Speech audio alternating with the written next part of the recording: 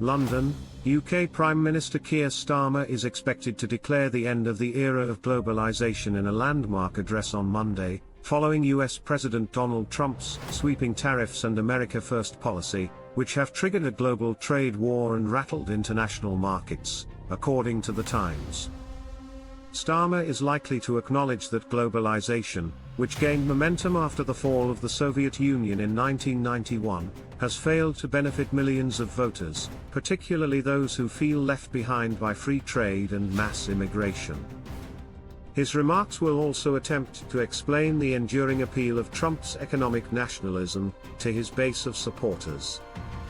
A senior UK official told The Times, "A new economic reality." Monday's address will mark Starmer's first major intervention since Trump's tariff hike, during which the British leader is expected to highlight the far-reaching consequences of these protectionist moves and argue that the UK must move further and faster with supply-side reforms to stimulate growth. As part of a broader economic agenda, the British government is set to unveil several pro-growth initiatives later this week, including easing regulations for electric vehicle manufacturers and accelerating aspects of its industrial strategy. Meanwhile, the UK is preparing for an economic and financial dialogue with India on Wednesday, aimed at fast-tracking a long-anticipated trade deal.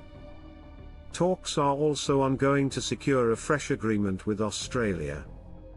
Trump's tariffs shake global trade. President Trump's tariff increases, announced earlier this week, have sent shockwaves through global markets. The US leader argues the new levies will draw trillions of dollars in investment back to the US, even as other countries retaliate with their own measures.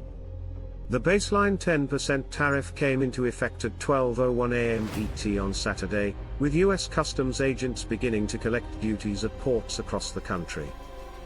Additional tariffs of up to 50% will be implemented on imports from select countries, including 50% for Lesotho, 49% for Cambodia, and 47% for Madagascar, starting Wednesday.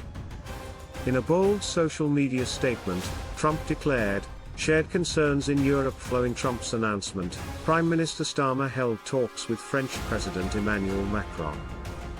Both leaders agreed that a trade war is in no one's interest and discussed the broader global economic and security impacts, particularly in Southeast Asia. They agreed that a trade war was in nobody's interest, but emphasized that nothing should be off the table and stressed the importance of keeping businesses informed, said a statement from Starmer's office.